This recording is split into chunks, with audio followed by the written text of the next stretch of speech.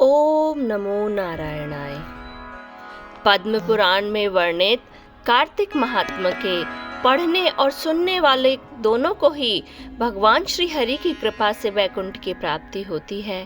कार्तिक मास में स्नान, ध्यान, तुलसी जी का पूजन, विष्णु भगवान की आराधना करने से मनुष्य वैकुंठ को प्राप्त होता है।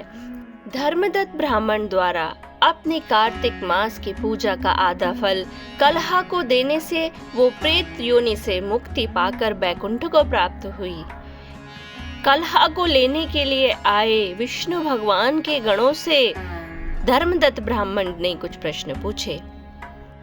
सब मनुष्य यज्ञ, दान, तीर्थ, तप से विपदनाशक विष्णु जी की आराधना करते हैं। उनमें विष्णु जी को प्रसन्न करने और उनका सामीप्य दें, ऐसा कोई पूजन है जिसके करने से सब यज्ञ आदि सफल हो जाएं। गण बोले, हे विप्र, तुमने यह अच्छा प्रश्न किया है। एक प्राचीन वृतांत हम कहते हैं, एकाग्रचित्त होकर सुनो। कांचीपुरी में चोल नामक चक्रवर्ती राजा थे। इसके ही नाम से चोल देश प्रसिद्ध हुआ। उसके राज्य में कोई व्यक्ति दरिद्र, दुखी, पाप बुद्धि और रोगी नहीं था। असंख्य यज्ञ करने वाले उस चोल के स्वर्ण यज्ञ स्तंभ से ताम्रपाणी नदी के दोनों किनारे चैत्ररथ नाम के कुबेर की तरह शोभायमान थे।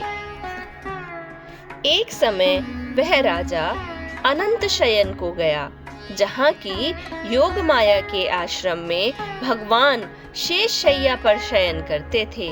उसने वहाँ लक्ष्मीपति भगवान का मोतियों और सुंदर सुवर्ण के फूलों से पूजन किया और दंडवत प्रणाम करके वहाँ बैठ गया। तब उसने हाथ में तुलसी और जल लिए कांचीपुर में रहने वाले विष्णु भक्त को भगवान को स्नान कराते और तुलसी पात्र से पूजन करते पाया। उनके ऊपर ब्राह्मण द्वारा चढ़ाए गए तुलसी दल से उसके रत्न ढक गए। यह देखकर राजा क्रोधित होकर बोला, यहाँ माणिक सुवर्ण से मैंने पूजा की है विष्णुदास, यह सब तुलसी पत्रों से तुमने क्यों ढक दिया है? तू विष्णु की भक्ति नहीं जानता है, ढोंगी है, जो तू मेरी शोभा युक्त पूजा को ढकता है। तब वह ब्राह्मण राजा के गौरव को तुच्छ समझकर बोला, हे राजन, तू भी भक्ति को नहीं जानता, तुझे राज्य लक्ष्मी का घमंड है, तूने पहले कितने विष्णु व्रत किए हैं? गण बोले, ब्राह्मण का वचन सुनकर और हंसकर राजा गर्व सहित वचन कहने लगा कि तू भक्ति का गर्व करता है तो बता, तुझ दरिद्री की भक्ति कितनी है?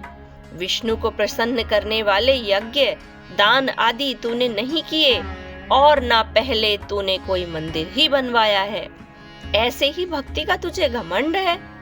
अब सब उपस्थित जन देखते रहो कि विष्णु मुझको दर्शन देते हैं कि इसको दर्शन देते हैं, तभी हम दोनों की भक्ति मालूम हो जाएगी। यह कहकर राजा ने राज्य गृह में जा मृदुल ऋषि को आचार्य बनाकर वैष्णव यज्ञ प्रारंभ किया।